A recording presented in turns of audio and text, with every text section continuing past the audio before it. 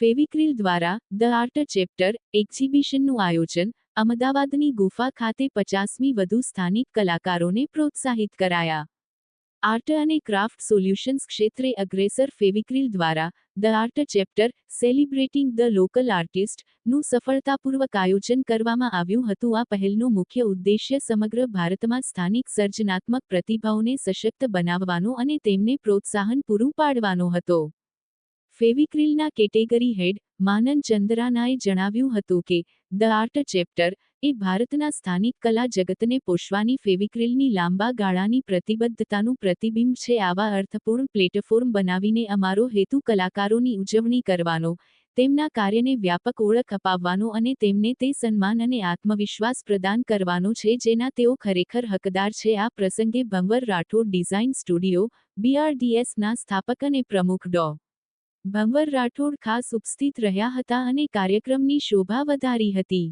સાંસ્કૃતિક સમૃદ્ધિ અને કલાત્મક પ્રેરણા માટે જાણીતી એવી પ્રતિષ્ઠિત અમદાવાદની ગુફા ખાતે આ પ્રદર્શન યોજાયું હતું જેમાં 50મી વધુ કલાકારોની કૃતિઓ પ્રદર્શિત કરવામાં આવી હતી, જેમાં ફેવિક્રિલ સર્ટિફાઇડ પ્રોફેશનલ્સ અને પસંદગીના ઉભરતા કલાકારોનો સમાવેશ થાય છે.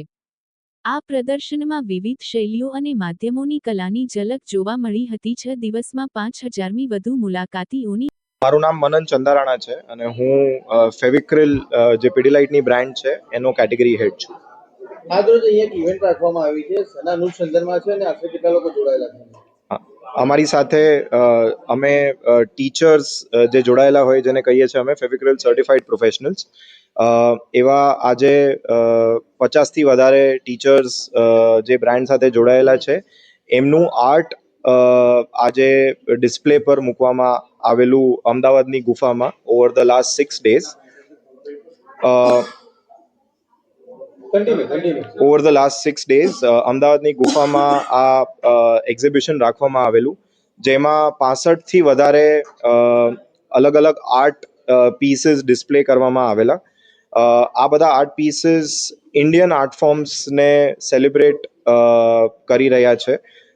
Art forms like Madhubani, Pichhwai, Lippan, Gond, એવા ઘણા બધા, વારલી આર્ટ, કેરલા મ્યુરલ, એવા ઘણા બધા આર્ટ ફોર્મ્સ સેલિબ્રેટ કરતા આર્ટ પીસીસ આજે અમદાવાદની ગુફામાં 6 દિવસથી જે ડિસ્પ્લે કરવામાં આવેલા અને જાહેર પબ્લિક માટે એ આ વસ્તુ ઓપન હતી. હા, ઇન્ડિયન આર્ટ ફોર્મ થીમ હતું અને બધાનું પોતાનું interpretation of Indian art form display કરવામાં આવેલા. આ જ ચેપ્ટર લોકલી હવે મહારાષ્ટ્રમાં પુણેમાં કરવામાં આવશે અને પછી આગળ બીજા સિટીઝમાં આ એક એઝ અ પ્રોગ્રામ આગળ લઈ જવામાં આવશે. અમારો પર્પઝ અને ઓબ્જેક્ટિવ એ છે કે અમે લોકલ આર્ટ અને આર્ટિસ્ટને સેલિબ્રેટ કરીએ, એ લોકોને એક પ્લેટફોર્મ આપીએ જેમાં એ લોકોને રેકગ્નિશન અને વેલિડેશન મળે. અને કારણ કે અમે એવું માનીએ છીએ કે આર્ટ આપણી એક ધરોહર છે, આપણું કલ્ચરલ ફેબ્રિક છે સોસાયટીનું, અને એને સેલિબ્રેટ કરવું જરૂરી છે. અને આપણા જે આર્ટિસ્ટ છે એ લોકો they are true treasures and they should get the platform, their art should get the platform.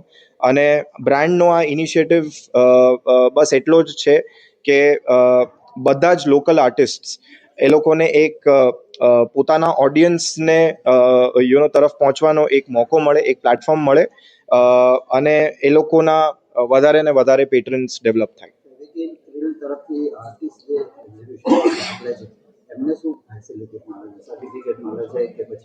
એ લોકોને ઓફકોર્સ એ લોકોને સર્ટિફિકેટ આમાં પાર્ટિસિપેટ કરવા માટે મળશે. એ લોકોને ઓફકોર્સ અમદાવાદમાં આ એક પ્લેટફોર્મ જો દેવામાં આવ્યું છે જે ખાલી લોકલી અમદાવાદના આર્ટિસ્ટ નહીં પણ બધી જ ગુજરાતના ઘણા બધા સિટીઝમાંથી આવેલા છે. મધ્યપ્રદેશ, આપણી પાસે જબલપુર ને એ બધા સિટીઝમાંથી પણ આજે અમારી સાથે આર્ટિસ્ટ જોડાયેલા છે.